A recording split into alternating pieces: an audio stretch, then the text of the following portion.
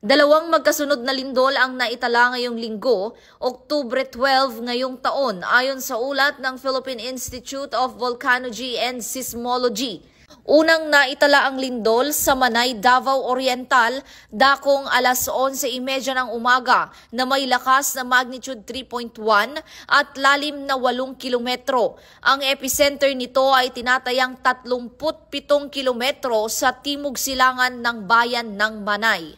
Makalipas ang 7 minuto, isa pang pagyanig ang naitala sa Paluan Occidental, Mindoro, bandang alas 11:40 ng umaga. Mayroon itong magnitude 1.6 at lalim na 24 na kilometro na matatagpuan 13 kilometro sa hilagang silangan ng Paluan.